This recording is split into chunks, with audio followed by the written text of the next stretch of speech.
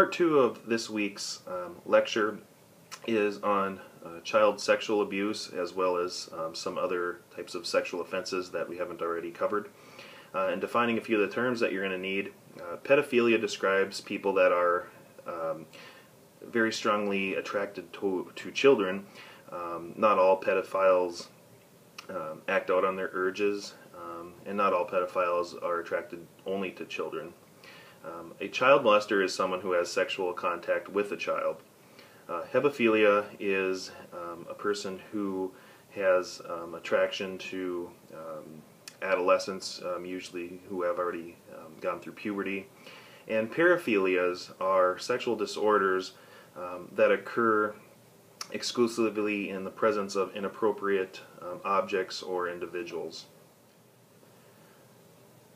So looking further at childhood sexual abuse, the statistics are vague. We don't know how many children are victims of sexual abuse, but we know that it is fairly common. Up to 10% of males will engage in the assault, the sexual assault of a child. 2/3 of prisoners who are incarcerated for sex offenses committed their offenses against a child. About 35% of child victims will report having been sexually offended at some point in their life. The majority of perpetrators are known to the victim. Females are more likely to be victims. 28% of child sex abuse is done by force or the threat of force beyond what is needed to gain the compliance of the juvenile. And up to 50% of child sexual abuse is committed by juveniles. Again, there are some significant psychological effects that happen to childhood victims of sexual assault. Mental illness is common, again, anxiety and depression, and especially post-traumatic stress disorder, which is a type of an anxiety disorder. Suicidal thoughts and ideation, substance abuse and dependence, and just negative feelings such as excessive guilt, low self-esteem, and things like that. Younger children appear to be somewhat more vulnerable to being traumatized, and the closer the relationship to the offender, the greater the trauma. And also the greater the force used, the greater the trauma. There's no exact profile of a pedophile, but here's some of the information that we do know. Approximately 75% are over the age of 30. They almost always resist taking full responsibility for their crimes. The younger the victim, typically the lower the IQ is in the perpetrator, and that is just on average. Usually they come from unskilled or semi-skilled occupations, and they tend to have poorer social and interpersonal skills. In classifying pedophiles, we find three basic types.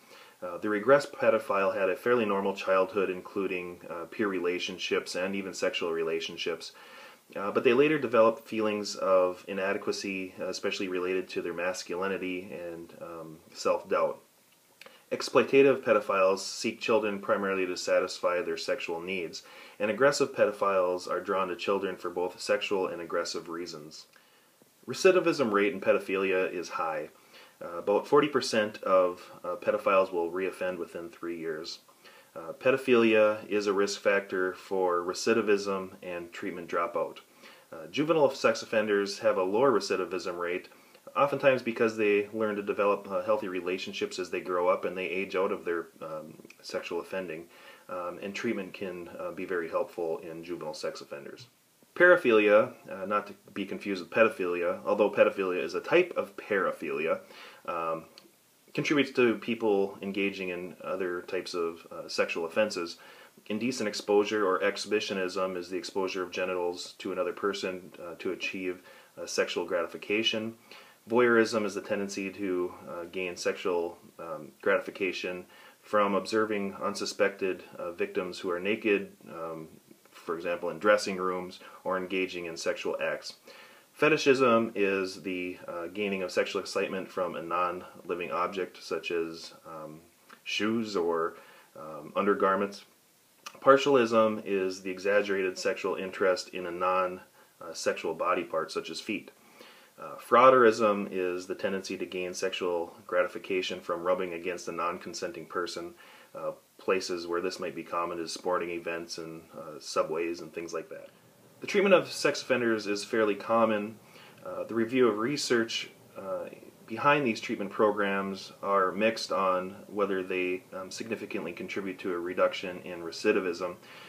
Some researchers argue that an individualized approach is better for the treatment of sex offenders because they can focus more on the motivation of the criminal act and are better than standardized treatments. Effective treatments do help offenders target the criminogenic needs.